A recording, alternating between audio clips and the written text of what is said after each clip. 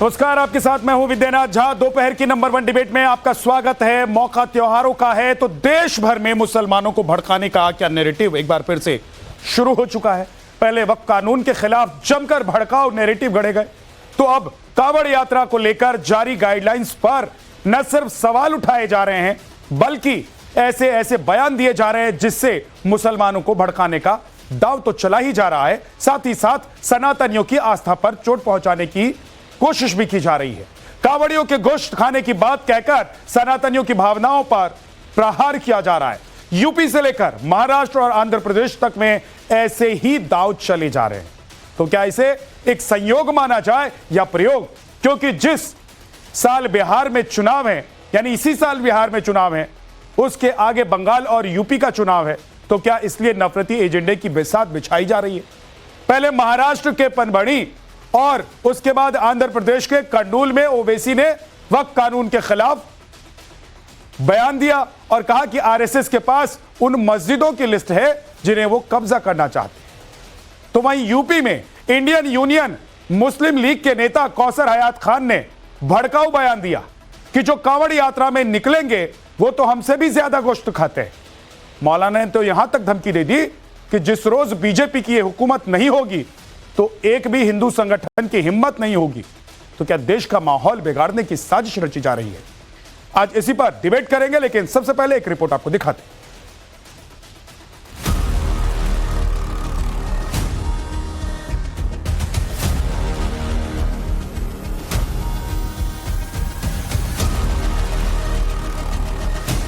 कोई बैठ कर ये देख सकता है कि तुम्हारे सामने मस्जिद को छीनने का कानून बन गया?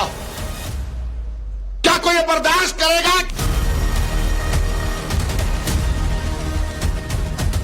आज इख्तिदार इनके पास है तो समझ रहे हम सब चीज कर जाएंगे। तुम जुल्म करोगे, तुम मिटोगे। देखो, 2 फ्रंट नहीं 3 फ्रंट होगा। एक तरफ हैदराबादी भाईजान महाराष्ट्र से आंध्र प्रदेश तक वक्फ कानून के खिलाफ चीख रहे हैं, मस्जिदों को खतरे में बताकर फिर से भड़काने के खेल में लगे हैं, तो दूसरी तरफ उत्तर प्रदेश में ये मौलाना कांवड़ यात्रा और कांवड़ियों को लेकर विवादित बयान दे रहे हैं। गोश्त की दुकानें बंद होंगी और वो लोग गोश्त खाते हैं। जो लोग आज ये क्या नाम कांवड़ यात्रा में निकलेंगे वो हमसे ज्यादा गोश्त खाते हैं। एक आदमी अकेला कहीं सार्वजनिक स्थान पर नमाज भी नहीं पढ़ सकता। दूसरी जगह आप कांवड़ यात्रा के लिए सार्वजनिक स्थानों को बंद कर रहे हैं। हिंदू संगठनों की एक समानांतर सरकार इस देश में चल रही है और उसको ये भाजपा सरकारें चला रही हैं। शहर और राज्य भी भले ही अलग अलग हो, लेकिन हर बयान के पीछे का नैरेटिव एक ही है। कट्टरपंथी मौलाना हो या असदुद्दीन ओवैसी, वो इसी नैरेटिव को सेट करने में जुटे हैं कि हिंदुस्तान में मुसलमान, उनका मजहब और अधिकार सब कुछ खतरे में है। आरोप लगा रहे हैं कि देश में हिंदू संगठनों की एक समानांतर सरकार चल रही है।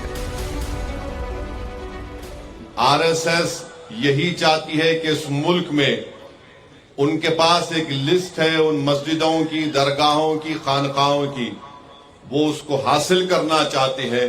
और चंद्रबाबू नायडू और पवन कल्याण ने आरएसएस के एजेंडे को सामने बढ़ाया है और आरएसएस को इस मुल्क के सेकुलरिज्म को खत्म करने के लिए, इस मुल्क के आइन को, कॉन्स्टिट्यूशन को कमजोर करने के लिए चंद्रबाबू नायडू ने बीजेपी का साथ दिया। हिंदू संगठनों की एक समानांतर सरकार इस देश में चल रही है और उसको ये भाजपा सरकारें चला रही हैं। एक सरकार नहीं, 2 सरकारें चल रही हैं और ये समानांतर हिंदू संगठनों की सरकार। क्या अधिकार है किसी हिंदू संगठन को इस तरह चेक करने का? क्या अधिकार है? उनके खिलाफ कार्रवाई क्यों नहीं होती? ये खुली गुंडागर्दी है, खुली गुंडागर्दी, और ये हुकूमत करा रही है। ये गुंडागर्दी हुकूमत की सरपरस्ती में हो रही है। जिस रोज ये हुकूमत नहीं होगी, इनमें से एक हिंदू संगठन की हिम्मत नहीं है कि जो इस तरह की हरकत कर ले। असदुद्दीन ओवैसी भी ऐसी धमकी पहले दे चुके हैं। ओवैसी ने भी कहा था कि जब मोदी योगी चले जाएंगे तो तुम्हें कौन बचाएगा। याद रखो मेरी इस बात को, हमेशा योगी मुख्यमंत्री नहीं रहेगा।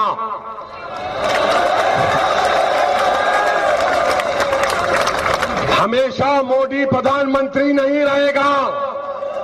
और हम मुसलमान वक्त के एतबार से खामोश जरूर हैं, मगर याद रखो हम तुम्हारे जुल्म को भूलने वाले नहीं हैं।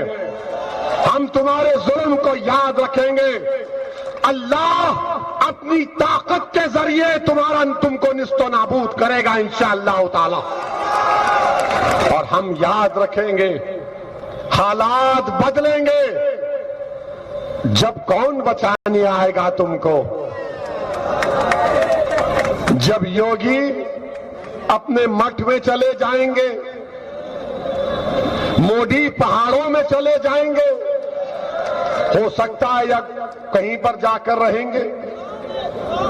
जब कौन आएगा हम नहीं भूलेंगे, याद रखो। नफरती तकरीरों का टेप एक बार फिर से फुल वॉल्यूम में ऑन है।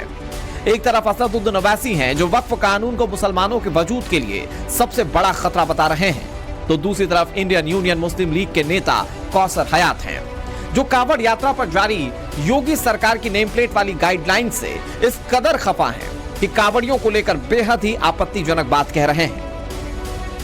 गोश्त की दुकानें बंद होंगी और वो लोग गोश्त खाते हैं जो लोग आज क्या नाम कांवड़ यात्रा में निकलेंगे, वो हमसे ज्यादा गोश्त खाते हैं।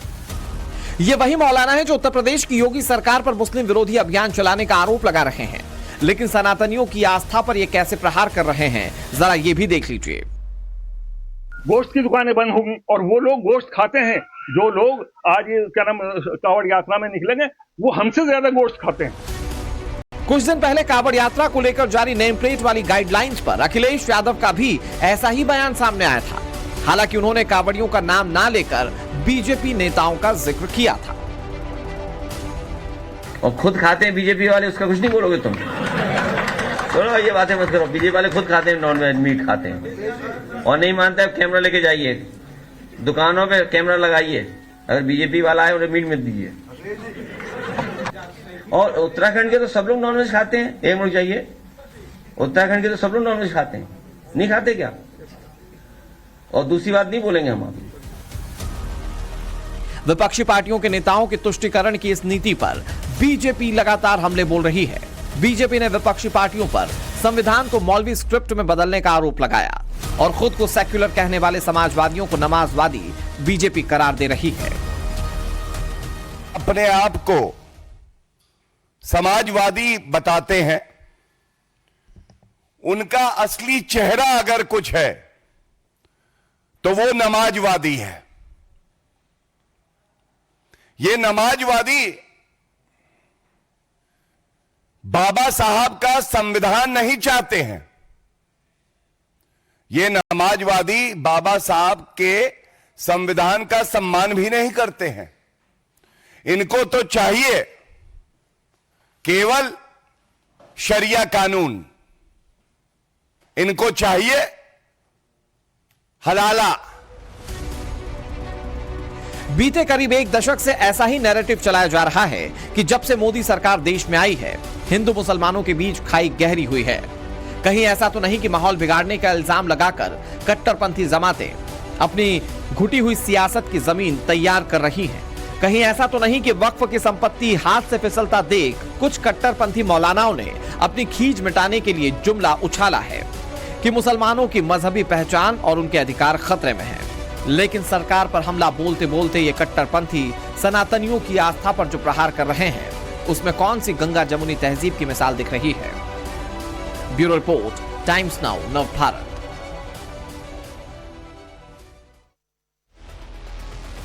वक्त के नाम पर मुसलमानों को भड़काने की कोशिश हुई, मुसलमान सड़क पर नहीं आए और देश में शांति बनी रही। अब कांवड़ यात्रा से पहले हिंदू मुसलमान कर क्या देश के माहौल को बिगाड़ने की कोशिश हो रही है? और देश के माहौल को कौन बिगाड़ना चाहता है? हिंदुओं को धमकाना और वोट बैंक के लिए मुसलमानों को डराकर कौन रखना चाहता है? आज इसी पर बात करेंगे। शिवम त्यागी बीजेपी के प्रवक्ता हमारे साथ हैं, स्वामी चक्रपाणी हिंदू धर्म गुरु हमारे साथ हैं, अवनिजेश अवस्थी जी हमारे साथ हैं, राजनीतिक विश्लेषक, तारिक खान साहब हमारे साथ हैं समाजवादी पार्टी से, राजीव रियाज प्रतापगढ़ी AIMIM से हमारे साथ हैं, और Hafiz Noor Ahmed Azhari state president APLBI हमारे साथ है। बहुत बहुत स्वागत है आप सभी का।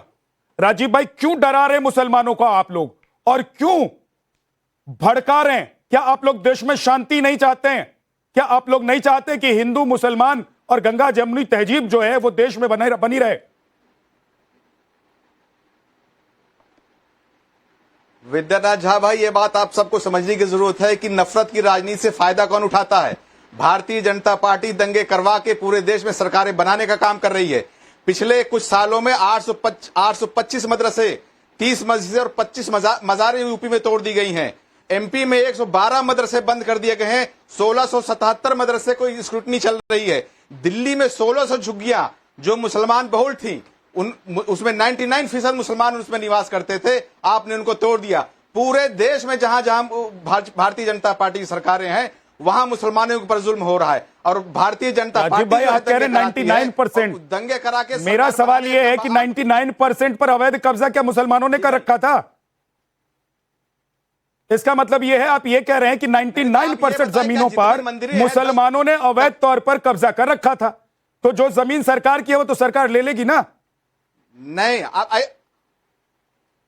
ऐसी झुग्गियां हैं जहां हिंदू बस्तियां हैं। आपने खुद ही कहा ना 99% मुसलमानों की झुग्गियां तोड़ दी गई हैं। 99% मस्जिदों को तोड़ा गया है, तो भाई इसका मतलब तो यही हुआ ना कि 99% अवैध कब्जा मुसलमानों ने कर रखा था। मेरी बात को तोड़िए मरोड़िए मत। जहां जहां मुस्लिम पॉपुलेशन 99% है, आपने उन झुग्गियों को तोड़ा है। जहां अक्सरियत में हिंदू है वहां आपने नजर नहीं उठाई है, उनको आपने वैसे ही आबाद रहने दिया है। अब ये बताइए, क्या आप लोग नहीं चाहते कि देश कानून से चले, संविधान से चले? सब जायज। अब आप लोगों का संविधान कहां गया? देश कानून से चलेगा, देश कानून से चलना चाहिए, लेकिन जिस तरह से भारतीय तो कानून आपका चलेगा। देश कानून से चलना चाहिए लेकिन कानून आपका हो। पुलिस के साथ जिस तरह से बजरंग दल के लोग पुलिस के साथ मिलकर पत्थरबाजी करते हैं मुसलमानों पर, वो बजरंग दल के लोग पत्थरबाजी करते हैं। और उत्तर प्रदेश की सरकार, बजरंग दल के लोग पत्थरबाजी करते हैं। बिल्कुल, आप देखिए कई वीडियोज, पत्थर किन की छतों से मिलता है मालूम है ना आपको? राजीव भाई, बताने की जरूरत है क्या?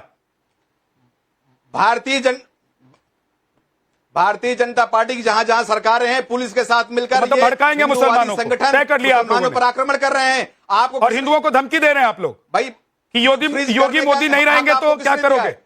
फ्रीज करने का नहीं, फ्रीज चेक करने का अधिकार किसने दिया बजरंग दल वालों को? ये कौन इनको अधिकार दे रहा है? कौन अधिकार दे रहा है ये कहने का कि जो कार्रवाई हो रही है वो गलत कार्रवाई हो रही है? गुंडे हैं। आपको कौन अधिकार दे रहा है ये कहने का? ये सरकारों के संरक्षण में गुंडे हैं। आपको कौन अधिकार दे रहा है राजीव रियाज ये कहने का जो कार्रवाई हो रही है वो गलत हो रही है? कोर्ट का आदेश है, कॉर्पोरेशन अपना काम कर रही है। मेरा संविधान आर्टिकल आपका संविधान अब जग गया। 14 मुझे बराबरी का हक अभी देता है। आपका संविधान सो रहा था जब आप लोग कह रहे हैं मेरा संविधान मोदी योगी चले जाएंगे तो क्या करोगे, तब आपका संविधान सो रहा था। भाई सबको इस दुनिया में जो झोला उठा के मोदी जी जाएंगे, पहाड़ों में जाएंगे, योगी जी अपने मठ में जाएंगे, सबको रिटायर होना है। ये प्रकृति का निजाम है, कुदरत का निजाम है, सबको अपने वक्त से जाना है। तो इनको जाएंगे, ये भी जाएंगे, हम भी जाएंगे, आप भी जाएंगे। तो ये कोई कुछ भी परमानेंट नहीं है इस दुनिया में। तो इसका क्या और मतलब मैं बता दे, नफरत क्या मतलब है? आप डराना चाहते हैं देश को? आप ये कह रहे हैं कि भाई ये चले जाएंगे उसके बाद देख लेंगे? देश को आप ये कहना चाहते हैं? इस देश को तरक्की चाहिए। मैं ये अर्ज कर रहा हूं, कैसे तरक्की होगी भाई साहब? अवैध कब्जा करके तरक्की होगी? जहां जहां अमन नहीं है, मुसलमानों को भड़काकर तरक्की करवाएंगे देश को? जहां जहां दंगे नहीं है, अरे मुसलमानों को भड़काएंगे तो देश तरक्की करेगा क्या? भड़का आप रहे हैं। हिंदुओं को डराएंगे तो देश तरक्की करेगा क्या? भड़काने का काम भारतीय जनता पार्टी का है। शिवम त्यागी जी, क्या आप लोगों ने कोई लिस्ट तैयार कर रखी है काम? और उस लिस्ट के आधार पर आप लोग मस्जिद, मदरसे, खानकाह या जो भी मुसलमानों की प्रॉपर्टी है या उनके संगठनों की प्रॉपर्टी है उस पर आप लोग कब्जा करने वाले? देखिए, सबसे पहले मैं जवाब जो है खासतौर पर कावड़ पर देना चाहूंगा, क्योंकि उसी से संबंधित जो है चीजें आगे बढ़ी थी, उन्होंने बात को डिरेल कर दिया, फिर उनकी बात पर आता हूं। मैं मानता हूं कावड़ यात्रा के 3 पहलू हैं। पहला है धार्मिक, दूसरा है लीगल यानी कि कानूनी, और तीसरा है संवैधानिक। पहला तो बात कर लेते हैं धार्मिक पर। धार्मिक की जहां तक बात है, कावड़ यात्रा कोई रीति नहीं है, ये एक तपस्या है, ये एक आस्था का विषय है। यहां पर आदमी तप करके जाता है, इसके कुछ कायदे कानून है, जैसे कि उसको बिना चप्पलों के चलना है, उसको साफ शुद्ध रहना है, ब्रह्मचर्य का पालन करना है और शुद्ध खाना खाना है और इस तरह की चीजें। मैं मानता हूं इस चीज को फॉलो करने के लिए जो है इस देश का संविधान को अधिकार देता है और मैं मानता हूं हर किसी को करना भी चाहिए। तो अगर कोई वैष्णो ढाबा नाम से ढाबा बनाकर बैठा हुआ है और जब उसको जाकर महाराज यशवीर स्कैन करते हैं तो पता चलता है कि ये तो किसी और धर्म के व्यक्ति का है, तो मैं मानता हूं उसकी आवश्यकता नहीं है। दूसरा है इसका कानूनी पहलू। Food safety and standard act 2006 Mulayam Singh Yadav के समय पर बना था। उस समय कौन था? यूपीए की सरकार थी, तभी से फॉलो होता आ रहा है। मैं मानता हूं अब इसको अप्लाई किया गया है जो है 2024 कावड़ यात्रा में, और अब जरूरी है। और तीसरा है संवैधानिक आर्टिकल 25 इस देश के हर एक नागरिक को अपने धर्म को मानने और प्रीच करने का अधिकार पूरे तरीके से देता है। इतना ड्रामा करने की आवश्यकता नहीं है। और अंत में एक और चीज कहना चाहता हूं, हर किसी को अपने त्योहार को अपने तरीके से मनाने की आजादी है इस देश में। जैसे सब मनाते हैं ऐसे ही हम एक हिंदू कावड़ यात्री को अगर मान लीजिए वो, मैं अभी पिछले दिनों हरिद्वार से आ रहा था, मैं देख रहा था एक एक कावड़ यात्री जो है 100-100 लीटर जल लेकर आ रहा है। सडनली वो कहीं पर खाना खाता है और उसको पता चलता है कि वो सफाई नहीं थी, वो व्यक्ति दूसरे धर्म का था, उसका नेम प्लेट नहीं था, वो जानता नहीं था, तो उसको कैसा ठगा हुआ महसूस होगा भाई। वो क्यों करने की आवश्यकता है ऐसी? जो आपका नाम है उसको लिख दीजिए, बाकी आगे खाने वालों को तय करने दीजिए। अब आ गया तो इसमें इतना। और ये जो कौसर, जहां ये जो कौसर हैं जो AIMIM के उपाध्यक्ष हैं, उन्होंने कहा कि चिकन खाते हैं कावड़िए और ये सब, इस तरह की भाषा के लिए मुझे लगता है इनके साथ क्या व्यवहार होना चाहिए वो तो सरकार ही तय करेगी, लेकिन ये इस तरह की भाषा इस्तेमाल होनी नहीं चाहिए बिल्कुल भी। कौन खाता है नहीं खाता है ये देश जानता है भाई, इतनी मेहनत करने की आवश्यकता नहीं है। एक सवाल ये है कि हिंदू संगठन के लोग जाकर ढाबे में चेक करेंगे क्या? बिल्कुल पूछेंगे? ऐसी नौबत क्यों आ रही है? नौबत क्यों आ रही है ऐसी? जब वो जाकर चेक करते हैं तो उनको नाम नहीं बताया जाता, उनको बताया नहीं जाता उनकी आइडेंटिटी कौन है, और जब उन्होंने उनका बारकोड स्कैन किया तो वो मुस्लिम नाम निकला। आवश्यकता क्या है झूठ बोलने की?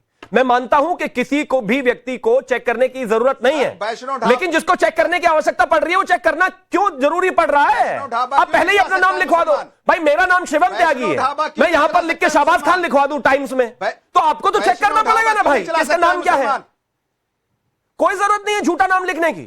जिसको जहां खाना होगा वो खाएगा, ये तय करे। और ये कानून 2006 से है और इसी कानून का पालन किया जा रहा है और ये पालन होना चाहिए। मेरा धार्मिक संवैधानिक अधिकार भी है ये। Okay sir, okay.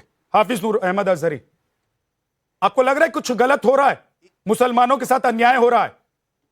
अगर ये कहा जा रहा है भाई कि अगर कांवड़ यात्रा के दिनों में ये पता रहना चाहिए कि कौन सी दुकान किसकी है, कौन सा ढाबा किसका है, तो इस पर ये कह देंगे कि ये रोज नॉनवेज खाते हैं और नहीं खाते हैं। कोई ये पूछने जा रहा है आपसे कि आप कितनी बार खाते हैं दिन में और कितनी बार नहीं खाते हैं नॉनवेज?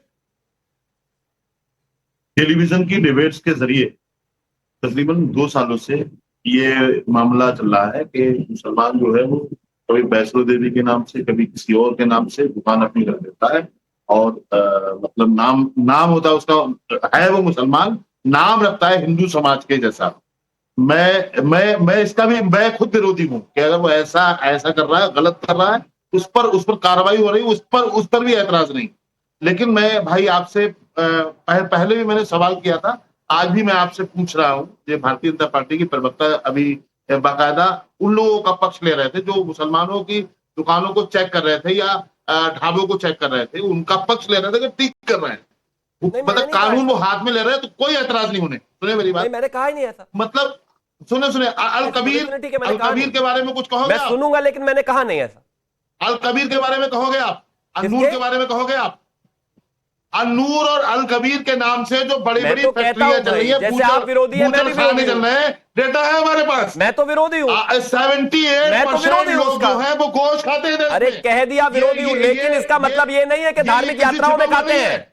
जैसे आपकी धार्मिक यात्रा की मान्यता है, ऐसी मेरी धार्मिक यात्रा की मान्यता है। मैं आपकी धार्मिक यात्रा में भाषण नहीं दे रहा हूँ ना, आप भी मत दीजिए। कौशल आपने, मैं उसके साथ में नहीं हूँ, लेकिन 78% लोग गोश्त खाते हैं।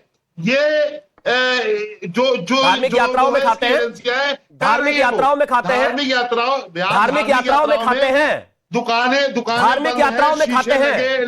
80% इस देश के मुसलमान हिंदुओं के साथ खाना खाते हैं, लेकिन जब वो अपनी यात्रा के लिए जाते हैं तब भी खाते हैं क्या? कोई अपना ये कोई तर्क होता है इस बात का? कर रहा है, वो क्यों बंद करवा रहे हो? बताओ तो आप हमें, क्यों ऐसे करना चाहते हो आप? लेकिन एक सवाल ये है ना, जो शिवम त्यागी कह रहे हैं कि भाई लोग क्या खाते नहीं खाते उससे किसी को कोई परहेज नहीं है, किसके साथ खाते हैं उससे भी परहेज नहीं है। लेकिन जब धार्मिक यात्रा में जा रहे हैं उसको लेकर अगर कोई गाइडलाइंस आई है तो आप लोग क्यों इतना शोर मचा रहे हैं भाई? क्या दिक्कत है? क्या यार क्या बात करो विद्यार्थी आप? तो जब अभी जो भाजपा के प्रवक्ता बोल रहे थे तब आप बीच में नहीं आए, हम बोल रहे तब आप बीच में आ रहे हो। सर अगर आप सही बोलते रहेंगे तो मैं चुपचाप सुनता रहूंगा। आप भी जब बोल रहे थे तो मैं नहीं बोल रहा था। ये अन्याय करना छोड़ दीजिए चैनलों पर, आप बहुत दिनों तक नहीं चलेगा। मुसलमानों पर अन्याय आप लोग छोड़ दीजिए, मुसलमानों को बरगलाना छोड़ दीजिए, मुसलमानों को डराना छोड़ दीजिए। अपनी दुकान चलाने के लिए सिर्फ अगर आप लोग मुसलमानों को डराएंगे, बरगलाएंगे, भड़काएंगे, ये तो एक दिन आएगा जब आप लोगों की दुकान पर ताला लग जाएगा और आप लोग एक्सपोज हो जाएंगे। क्या बात है? आज देखिए वक्त के नाम पर कोई नहीं निकला आप लोगों के साथ। आप लोगों ने खूब कोशिश की, भूल गए, लेकिन आम मुसलमानों को पता है कि वक्त से उनका कोई फायदा नुकसान नहीं हो रहा था। आप जिन लोगों को फायदा हो रहा था वही लोग छाती पीट रहे थे। नहीं है क्योंकि आप सरकार के पक्ष में बोलने की आदत है। सर कोई बात नहीं, लेकिन मैं ही तो आपको बुलाता हूं ना कि आप अपना पक्ष रखिए। इसीलिए आप मेरे ऊपर मुहर लगा दीजिए, लेकिन कम से कम मेरे जैसा ही पत्रकार आप लोगों को बुलाता है, टीवी चैनल पर बिठाता है और कहता है कि अपनी बात रखिए। इसीलिए आप विपक्ष को स्वामी चक्रपाणी जी, स्वामी चक्रपाणी जी, कोई गोश्त खाता है या नहीं खाता है, कहां जाता है, किसके साथ खाता है, कहां रहता है? धार्मिक यात्रा के दौरान अगर कोई गाइडलाइन आती है और लोग चाहते हैं कि गोश्त की दुकानें बंद रहें, लोग चाहते हैं कि उनको पता रहे कि कौन सी दुकान में जाकर वो खाना खा रहे हैं और क्या खा रहे हैं, उस दुकान का मालिक कौन है, तो ऐसे में क्या हिंदुओं को डराया जाएगा और मुसलमानों को भड़काया जाएगा? और यह सब इसलिए क्योंकि पता है कि आने वाले दिनों में बिहार में चुनाव है, उसके बाद पश्चिम बंगाल में चुनाव है, उसके बाद और भी अन्य राज्यों में चुनाव है 2026 में। तो उससे पहले एक क्या ग्राउंड तैयार किया जा रहा है? देखिए विद्यानाथ झा जी, या तो निश्चित रूप से जिसकी दुकानें लोगों के डरा करके, धमका करके, विक्टिम कार्ड खेल करके ही चल रही है और राजनीति चल रही है, तो ये करेगा, छोड़ेगा नहीं। यही करके तो विक्टिम कार्ड खेल करके, यही धमका करके, इसी तरह करके तो पाकिस्तान भी ले लिया और 57 देश बना दिया, तो उसके तो डीएनए में है, वो तो नहीं बदला जा सकता। आज मैं अजहरी साहब जी को बहुत धन्यवाद दूंगा, बधाई दूंगा कि उन्होंने जो एक बात कही कि 2 साल टीवी डिबेट के बाद देखने के बाद ये पता चला कि कई ऐसे लोग हैं जो मुस्लिम हैं जो नाम बदल करके वो करते हैं, उसका इन्होंने विरोध भी किया, कह रहे मैं निंदा करता हूं। अरे भाई, तो इसी तरह नाम बदल करके मैं चाहता हूं, देखो जो लव जिहाद भी करते हैं, जो थूक जिहाद करते हैं, जो हमारी कावड़ यात्रा आता है उसमें भंग करने का प्रयास करते हैं, ये कई चीजें हैं जिसपे शासन प्रशासन की निगाहें हैं। और इसलिए हिंदू समाज का अधिकार है, संवैधानिक अधिकार। आप सुनिए, बीच में आप बीच में फिर बोलने लगे। अरे देखो, आप बीच में बोलने लगे। अभी हमारे राष्ट्रीय प्रवक्ता बीजेपी के बोल रहे थे तो आप बीच में बोल रहे थे। अब जो है आप नहीं, आप सुनिए मेरी बात। तो मूल विषय ये है अजहरी साहब, आपको थोड़ा सा आंख खोलिए। आप ये मजहबी जो चश्मा लगा के बैठे हैं, आप जो है हिंदुओं के प्रति इतनी नफरत और घृणा भरी पड़ी है, इसको आप त्यागिए और हमें हमारी यात्रा करने दीजिए ना। क्यों हमारी यात्रा को भंग करने पे लगे पड़े हैं? आप मांसाहार की बात करके हमारी यात्रा का अपमान कर रहे हैं। आप जो है हमारी धार्मिक इस यात्रा को आप हिंदुओं की भावना का आप ठेस पहुंचा रहे हैं। आप हिंदुओं की भावना को ठेस पहुंचा रहे हैं मांसाहार की बात करके। अरे भाई, ये हमारी राइट है कि हम सुचिता तरीके से, पवित्रता के तरीके से हम अपनी यात्रा करें। आपको उसमें भी परेशानी हो रहा है, उसमें भी विक्टिम कार्ड खेल रहे हो मुसलमानों के खिलाफ। आप तो हर चीज में हलाला देखते हो कि ये चीज हलाल है कि नहीं है। आप हर चीज में हलाल चीजें खाते हो। आप मुसलमानों के खिलाफ क्या हो जाता है? ढाबा लिख करके हलाल सामग्री बेची जा रही है। अजहरी साहब, मैं पूछ रहा हूँ, इसमें मुसलमानों के खिलाफ क्या हो जाता है? दुकानें हिंदुओं की भी है, ढाबे हिंदुओं के भी हैं, सबको लगाना है ना भाई नेम प्लेट। कोई ऐसा थोड़ा कि मुसलमानों को लगाना है। मैंने आपसे तो मुसलमानों के पेट में दर्द क्यों हो जा रहा है? आप लोगों के पेट में दर्द क्यों होता है कि हम नहीं लगाएंगे, हम नहीं चेक करवाएंगे, हम नहीं स्कैन करवाएंगे? अरे क्यों नहीं करवाओगे? आप सही बात सुनते नहीं हो। आप हमारी भी तो सुनोगे नहीं, आप अपनी तकलीफ करोगे। बोलिए। आप सही बोलते नहीं है। ये बताइए, आप जिस रूट से कांवड़ यात्रा निकल रही है, वहां पर सच्चाई है, सच्चाई बंद है, शीशे के अंदर है, उनसे क्या परेशानी है बताओ हमें आप। अरे नहीं देखना चाहता कांवड़ यात्री, कौन कर रहे हैं? अरे क्यों भाई, नहीं देखना चाहते, सुचिता का उल्लंघन हो जाता है, नहीं देखते। अरे पूजा पाठ में, धार्मिक यात्रा में नहीं देखना चाहते लोग, क्या दिक्कत है? आपको खाना है तो घर में लाइए, अपने धार्मिक जुलूस में आपको खाना है तो अपने घर में लाइए, काट के खाइए। कौन रोक रहा है आपको? देखना नहीं चाहते। भाई कुर्बानी तो, तपस्या कुर्बानी तो आप अपने घर में भी कर सकते हैं ना। वो एक तपस्या है, वो एक तपस्या है। दुकान देखना नहीं चाहते। आप क्यों जबरदस्ती दिखाना चाहते हैं? ठीक है, वो एक तपस्या तारिक खान, है, तारिक खान, की तपस्या होती तारिक है, खान, लोगों की मनोकामना होती है। आप उस क्या ये गाइडलाइंस लटका के दिखाओगे? सर, आता हूं वापस आपके पास। आपका भावना गाइडलाइंस भावना नहीं है, गलत है, या मुसलमानों या मौलवियों की तरफ से जो बातें सामने आ रही हैं, खासतौर से जो मुसलमानों के रहनुमा कहते हैं खुद को, उनकी जो बातें हैं, आपको लग रहा है वो गलत है? वो मुसलमानों को भड़का रहे हैं, या हिंदुओं को डराकर चाहते हैं कि आने वाले वक्त में अपनी जमीन तैयार कर लें, क्योंकि चाहे वो बिहार हो चाहे बंगाल हो, यहां बड़ी संख्या में मुस्लिम आबादी वोटर्स रहते हैं। देखिए, सबसे पहले तो मैं आपसे रिक्वेस्ट करता हूं कि पर्याप्त समय दीजिए, जैसे आपने बीजेपी को दिया और सबने उनको शालीनता से सुन, बीजेपी और सभी लोगों को। मैं भी उम्मीद करता हूं कि मुझे भी सुना जाए। देखिए, सुप्रीम कोर्ट के आदेश के बावजूद भी इन लोगों ने अपने आदेश जारी किए। अब सुप्रीम कोर्ट को कितना मानते हैं ये मुझे पता नहीं है। 24 में सुप्रीम कोर्ट ने ही आदेश दिया, चलिए ठीक है। उसके बाद भी क्योंकि सुप्रीम कोर्ट से बड़ा कोई है तो उसका नाम योगी आदित्यनाथ है।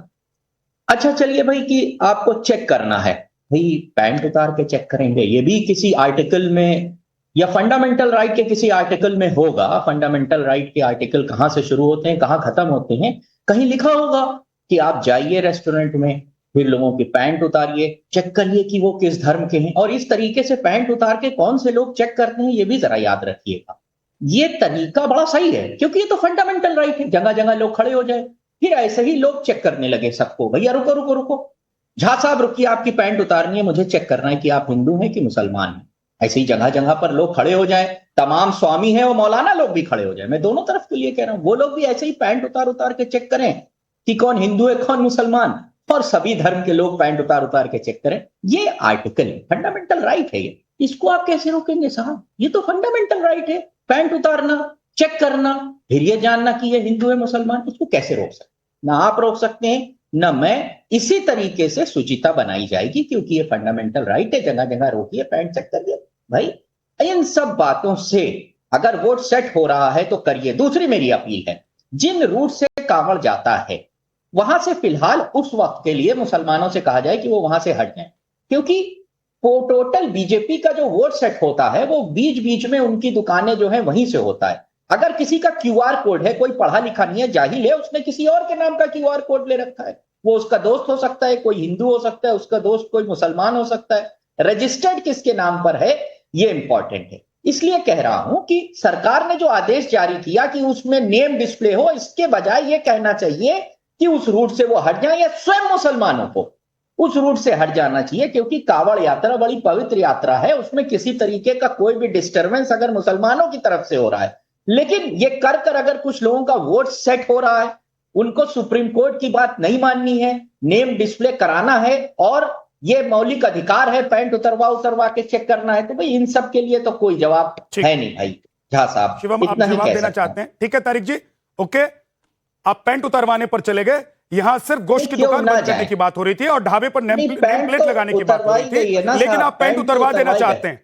आपकी बातों से समझ में आ रहा है कि आप कहां जाना चाह रहे हैं। अब शिवम के आगे आपको जवाब देना चाह रहे हैं। अब रुक जाइए थोड़ा सा तारिक भाई, शिवम बोलिए। गया नहीं हूं मैं, पैंट उतरवाई मैं चीज प्लीज अब बीच में नहीं बोलेंगे। मुझे पूरी उम्मीद है कि जैसे समाजवादी वाले को समय मिला वैसे ही मुझे भी मिलेगा। Thank you.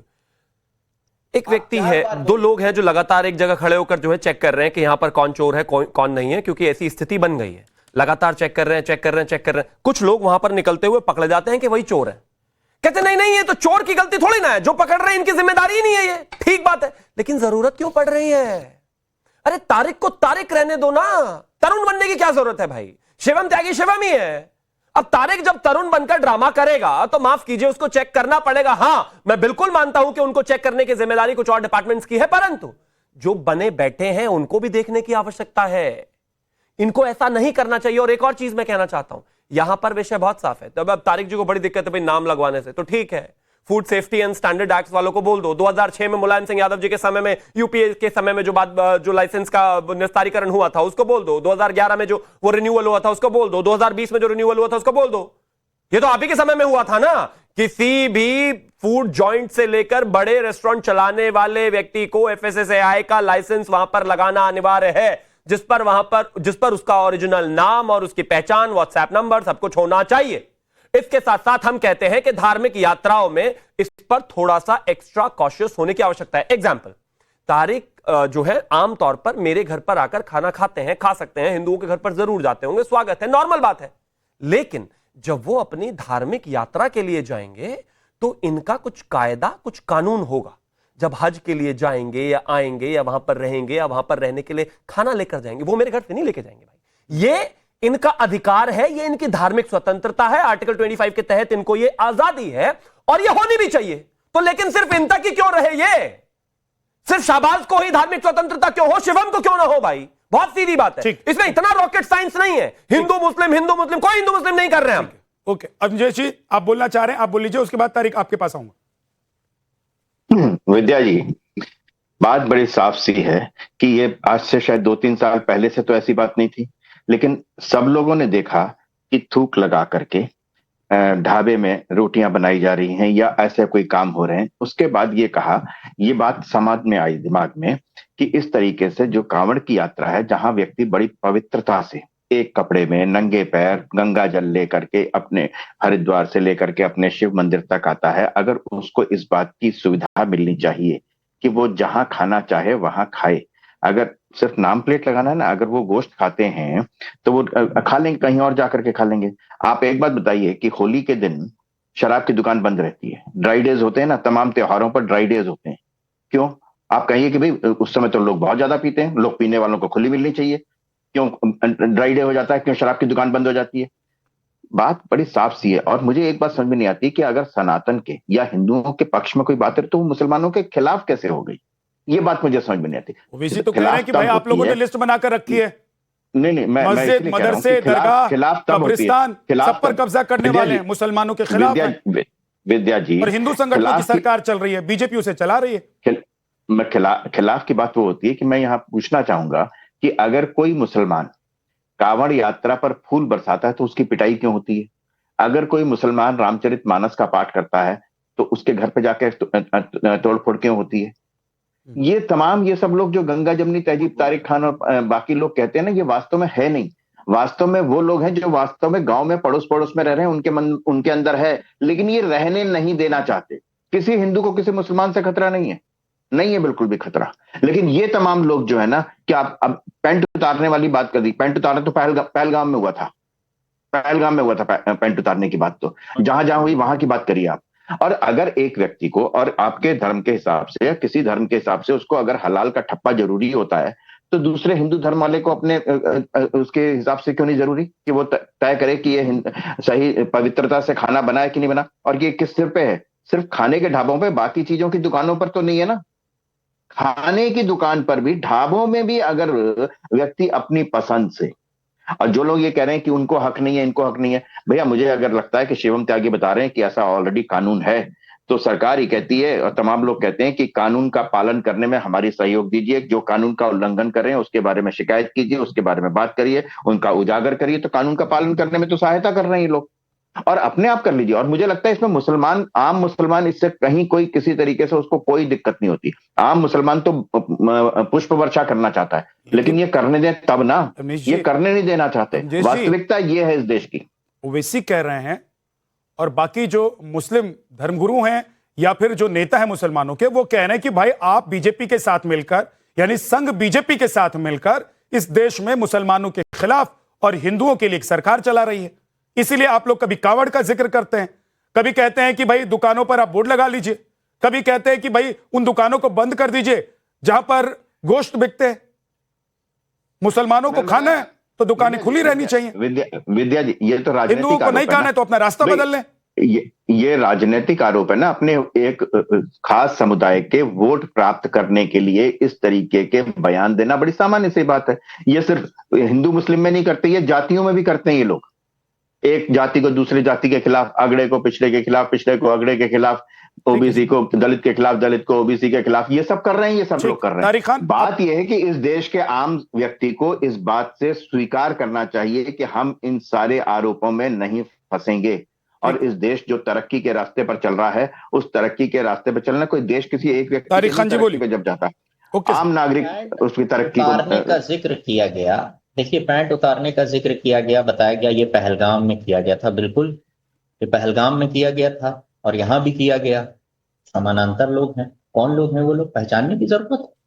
बस कहने की मसला इतना है कि हर आदमी कोऑपरेट करना चाहता है इस चीज, लेकिन वो लोग कोऑपरेशन नहीं चाहते हैं जो अपना वोट सेट करना चाहते हैं कांवड़ यात्रा की आड़ में।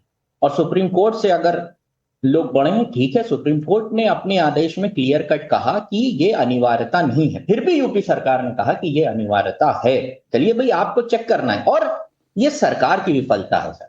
सरकार की कोई एजेंसी नहीं जाकर चेक कर पा रही है। चलिए ठीक है, सुप्रीम कोर्ट के ऑर्डर के बाद भी सब चीज मान रहा हूं, लेकिन कुछ पर्सनल लोग जाएं पैंट उतार उतार के चेक करें, तो आप में और पहलगाम वालों में फर्क क्या है? आप आइडेंटिटी जानना चाहते हैं? कोई फर्क नहीं है। इसलिए नहीं फर्क है कि सरकार की कोई संस्था नहीं है जो यहां पर बीच में आए, मुझ कंप्लीट करके मुंह पे उंगली रख लूंगा, सरकार की संस्था नहीं है जो बीच में आए कहे। मैं आपकी बात से बिल्कुल सहमत हूं कि यह जानना जरूरी है कि किसकी दुकान है, सारी बातें आपकी मान लेता हूं, लेकिन सरकार नाम की कोई चीज नहीं है, डीएमएसपी नहीं है, कोई फूड का अफसर नहीं है जो जाता वहां चेक करता भी है। नहीं, लोगों को खुद चेक करना है। ऐसे ही कल से हम लोग खड़े हो जाते हैं सड़क पे और गाड़ियां चेक करते हैं, सारा काम अपना अपना बना लेते हैं, क्या मतलब? तारिक भाई, मैं ये जानना चाहता हूं कि ये तो ठीक है कि आपने कहा कि सरकार की संस्था नहीं करी चेक, ये बताइए कि हलाल जो सर्टिफाइड करता है वो कौन सी संस्था है? वो सरकारी संस्था है या व्यक्तिगत संस्था है? किसी समुदाय की संस्था? हलाल सर्टिफाई करते हैं, प्राइवेट लोग करते हैं, सरकार नहीं करती है। वहां कर सकते हैं प्राइवेट लोग, उन संस्थानों को मान्यता कर सकते हैं। हलाल को सर्टिफाइड तो प्राइवेट कर सकते हैं, मान्यता सरकार देती है। हलाल सर्टिफाइड तो प्राइवेट आदमी कर सकता है, लेकिन यहाँ पे दुकान पे जाकर के अपना नाम नहीं पूछ सकता कि भाई आपका नाम क्या है, और वो भी सिर्फ खाने की दुकानों पर, बाकी दुकानों पर नहीं। पैंट सिर्फ खाने की दुकानों पे पैंट भी उतार के, वो गलत है, बिल्कुल गलत है।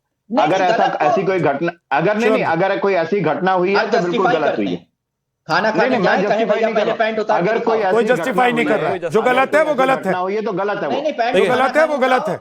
सनातन की यही खूबसूरती है भाई, तारिक खान साहब, सनातन की यही खूबसूरती है, अपने कई परंपराओं को पीछे छोड़कर आगे बढ़े और वक्त वक्त पर खुद को अपग्रेड किया है। बोले शिवम जी। देखिए, ये कहा गया कि जो पैंट उतार कर चेक किया गया ये सही होगा, नहीं, बिल्कुल सही नहीं है, मैं इसके साथ नहीं हूं। लेकिन इसके साथ साथ ये भी कहा गया कि पैंट उतार कर चेक करने वालों और पहलगाम वालों में क्या अंतर रह गया।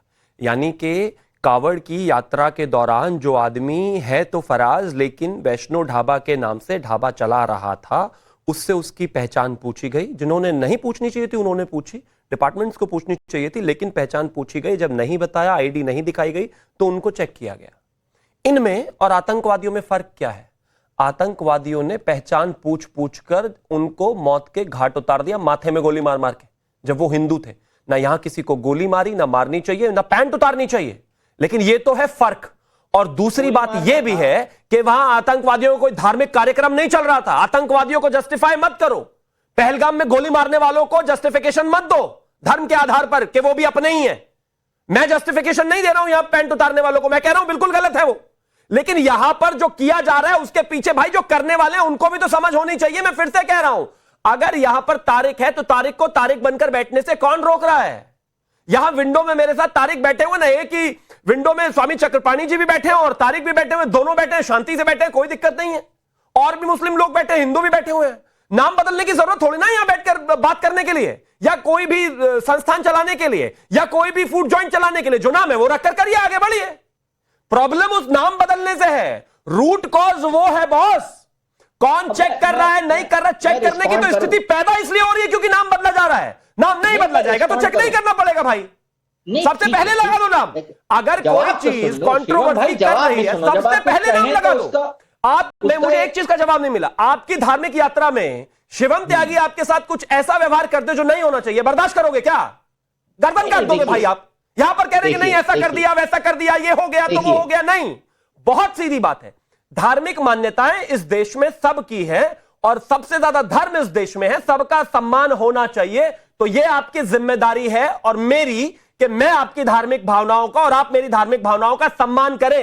एंड। ठीक, ओके, बोलिए। ऐसा है कि देखिए, एक तो पहली बात कि धार्मिक यात्रा का सम्मान कौन नहीं कर रहा है, जो अपना नाम बदल कर लगा कर बैठे हैं वो नहीं कर रहे। नहीं, नाम बदल कर तो सरकार किस लिए है? फिर कमाल इस्तीफा बात दे हो गई, दें सरकार योगी है साहब। लेकिन वो करने वाले क्यों बीच में नहीं बोला, कमाल बात हो गई, कहते वो चोरी कर रहा है लेकिन सरकार किस लिए? अरे प्लेस चोरी कर ही क्यों रहा है? मैं आपके बीच में नहीं बोला था, चोरी कर ही क्यों रहा है? मैं तो सवाल पूछ रहा हूं। मैं आपके बीच में नहीं बोला था। सरकार है, अधिकार देना चाहते हैं। सरकार का कानून बनाने से भी प्रॉब्लम है आपको। सुनिए अब उत्तर प्रदेश सरकार कह रही है कानून होना चाहिए, उस पर भी कह रहे नहीं होना चाहिए। बातों में मुझे तालिबानी रोल दिखता है कि एक आदमी ने चोरी की, उसकी तुरंत हाथ काट दो। अगर आप अपनी धार्मिक यात्रा पर जाते हैं तो मैं अलाउड हूं क्या उसमें? मैं इनको सुन लूं, मेरे बीच में इंटरप्ट करें। आपकी धार्मिक मान्यताओं में मैं अलाउड हूं क्या? बताइए। नहीं हूं ना, मैं सम्मान करता हूं इस बात का। बोलिए। ऐसा नहीं होगा भाई, इनको मैंने आराम से सुना, मैं बीच में एक चू नहीं बोला।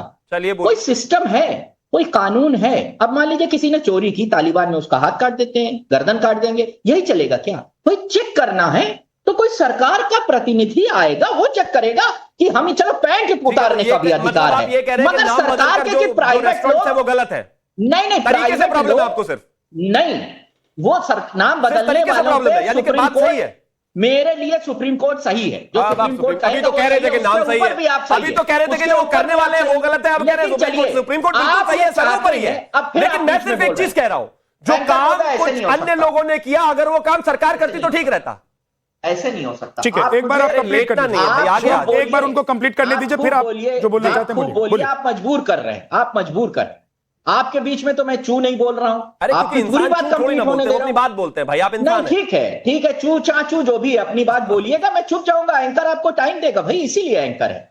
मैं ये कह रहा हूं कि ये सारे अधिकार प्राइवेट लोगों को दे दिए जाएं। लोग सड़क पे गाड़ियां चेक करें, आम लोग, हम आप निकले सब बांट लेते हैं, तीनों लोग। कुछ झा साहब ले लेते, झा साहब जाए होटलों पे चेक करें, आप जाइए छापा मारिए, ईडी सीबीआई का काम अवस्थी जी ले लें। ऐसे कैसे चलेगा?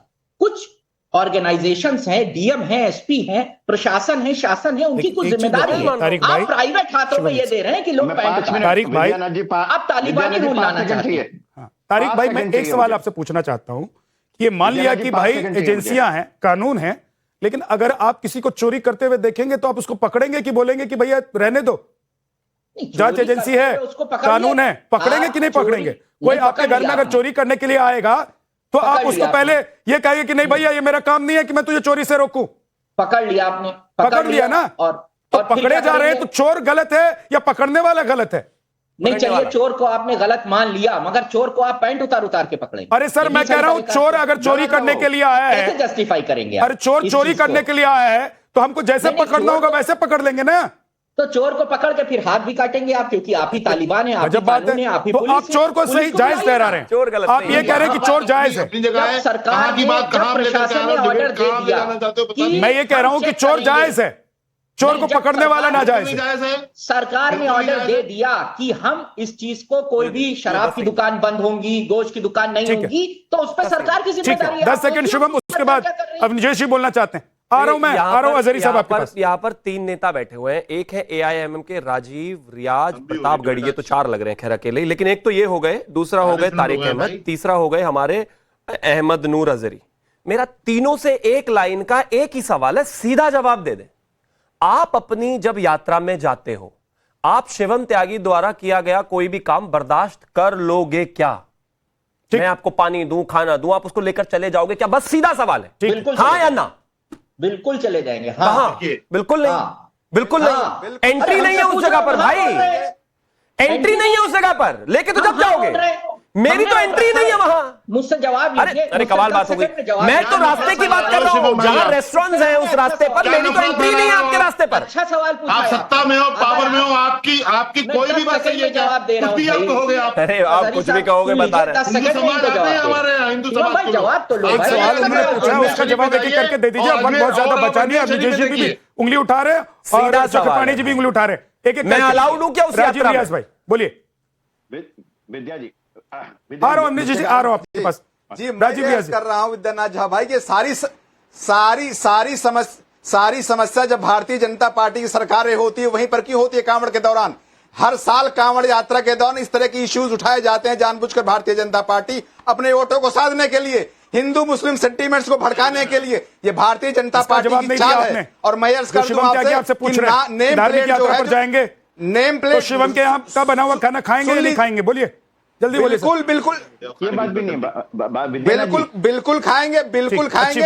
और ये नेम प्लेट जो नेम प्लेट लगाना जो है सर, बहुत ज्यादा वक्त नहीं है। हजारी साहब देखिए, विद्यानाथ जी, बहुत देर से डिबेट चल रही है। मुझे आपने एक बार ही दिया था बोलने का मौका, सबसे ज्यादा मौका शिवम त्यागी जी ले गए। खैर, मैं आपसे ये बात कहना मैं चाहता हूं कि अजमेर शरीफ है, तो अजमेर शरीफ जाइए, वहां दुकानें हैं। हिंदू समाज के लोग गरीब नवाज के नाम से, हिंदू समाज के लोग फादा पिया के नाम से बहुत सारी दुकानें खोले हुए बैठे हैं। किसी को ऐतराज नहीं है, आपको ऐतराज हो रहा है तो हम मुसलमानों से गुजारिश करना चाहते हैं। मुसलमान ही नहीं जाते हैं अजमेर शरीफ, भाई जाते हैं क्या? बहुत सारे मुस्लिम ही नहीं जाते अजमेर शरीफ। अजहरी साहब, आपके कहने से क्या होता है? लेकिन हिंदू भी जाता है, मुसलमान भी जाता है। जिसको जाना है वो जाएगा। लेकिन आप ये कहकर उन लोगों को जायज नहीं ठहरा सकते हैं कि वहां पर हिंदुओं ने दुकान खोल के। अब निजेश जी बोलिए। अब मैंने एक बात है कि इस देश के कानून में बीइंग ए कस्टमर, एक उपभोक्ता के नाते मुझे पूरा ये हक है। और हक ही नहीं है, कानून ये है कि अगर कोई भी खाने की चीज बनती है तो उसमें इंग्रेडिएंट्स क्या है, बाकायदा उसमें ठप्पा लगता है, वेज है नॉन वेज है, ये सब कुछ एक उपभोक्ता के नाते एक अधिकार होता है कि उसको जानने का अधिकार है कि कैसे बनाया गया, क्या क्या चीजें उसमें। इसलिए, और ये बात सिर्फ खाने की चीजों पर है, खाने के ढाबों पर है, बाकी चीजों पर नहीं है। इसलिए मुसलमानों को भड़काओ मत। ठीक है, उन जो लोग मुसलमान पुष्प वर्षा करते हैं उनकी पिटाई मत करो। स्वामी जी, अब 20 सेकंड से बचा हुआ। स्वामी जी। विद्यानाथ जी, कितना अच्छा होता अगर तीनों डिबेटर जो विरोध कर रहे हैं जांच की, वो अगर जो कितना अच्छा होता कि अगर उसका समर्थन करते कि हाँ भाई कांवड़ियों की यात्रा की शुचिता ध्यान रखा जाए। लेकिन उसके उलट वो तालिबानी कोई कह रहा है, कोई उन कांवड़ियों की तुलना जो है पहलगाम से कर रहा है, पहलगाम आतंकियों से कर रहा है। कितनी दुर्भाग्य की बात है, कितनी क्या ऐसे होगा क्या? एक तरफ आप बताओ कि आप हज करने जाते हो, अरे भाई बीच में आपको बोलने की कौन सी बीमारी है भाई? आप थोड़ा सुनो तो, मेरी बारे में क्यों बोलते हो? जब मैं बोल रहा हूं तो आप मेरी बारी में बोलने लगते हो। देखिए, ऐसा है जब आप हज पे जाते हो तो क्या उसकी कोई हिंदू संगठन या हिंदू कोई कमेंट करता है क्या? चलिए ठीक है, बहुत बहुत शुक्रिया, बहुत बहुत शुक्रिया। वक्त इतना ही है। आप सभी